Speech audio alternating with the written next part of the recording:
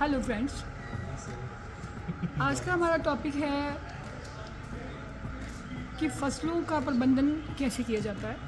Chapter 15 है, ये 9th class का सिलेबस साइंस का। तो चलिए शुरू करते हैं।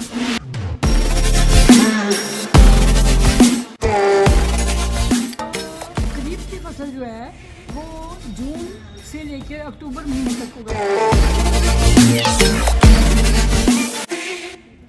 तो फसलों में हम कह सकते हैं कि दो तरह की फसलें समय में उगाई जाती हैं, जैसे खरीफ की फसल है और रबी की फसल है।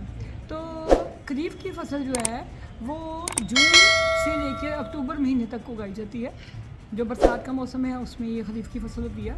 और खरीफ की फसल के अंदर जो फसलें बोई जाती हैं वो हैं राइस, सोयाबीन, अरहर, मक्की, मूंगी और माह।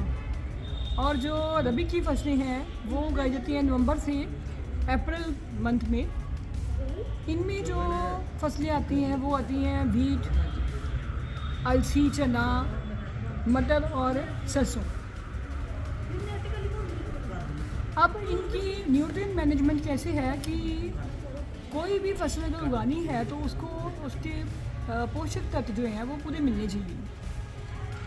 तो जो टोटल न्यूट्रिएंट है वो 16 न्यूट्रिएंट बोले गए हैं कि जो ज़मीन की उपजाऊ शक्ति जो है बढ़ाएं।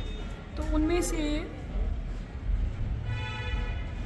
से सबसे ज़्यादा ज़रूरी ये है कि एक तो हमें हवा से जो फसल को हवा से कार्बन और ऑक्सीजन मिलती है, पानी से हाइड्रोजन और ऑक्सीजन, और मिट्टी से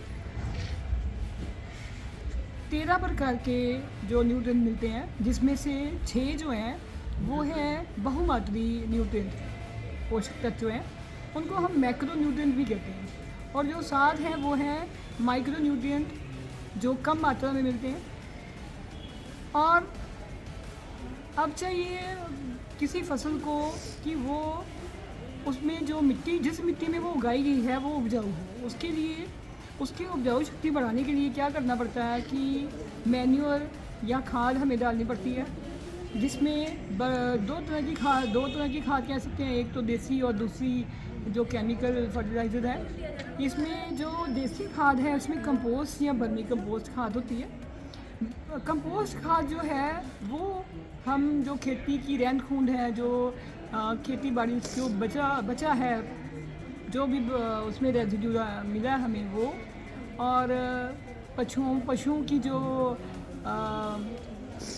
पशुओं का जो मल मूत्र है या छिलके सब्जियों के, या जो भी मटेरियल जो हम डंप कर सकते हैं, जैसे पेड़ों के पत्ते हैं जो गिर गए हैं, उन सबको हमने एक टोया बना के ज़मीन में गाड़ते हैं तो कुछ देर के बाद वो एक खाद में बदल जाता है। तो ये जो है ये देसी खाद है, हरी खाद भी कह सकते हैं इसको। तो इसका उपयोग करने से भी फसल की जो उपजाऊ शक्ति बढ़ती है।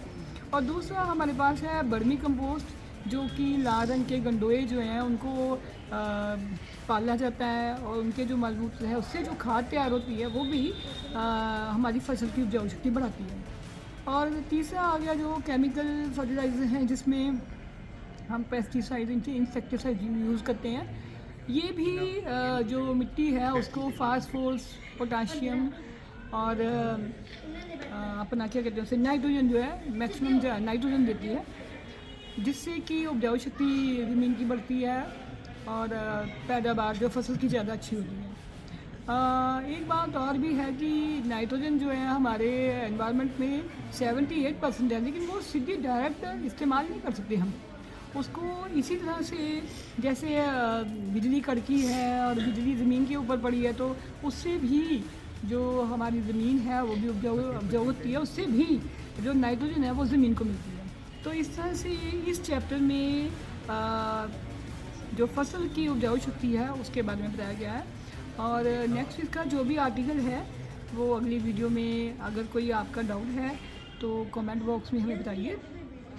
और इसके साथ जो फसल है, जो क्रॉप है, उसका पैटर्न भी अगर हम चेंज करते हैं तब भी फसल का उत्पादन ज़्यादा अच्छा हो सकता है। जैसे मिक्स खेती करते हैं या कुछ अंतराल डाल के खेती करते हैं, या कुछ फसलों को, 2 फसलों को इकट्ठा उगाते हैं।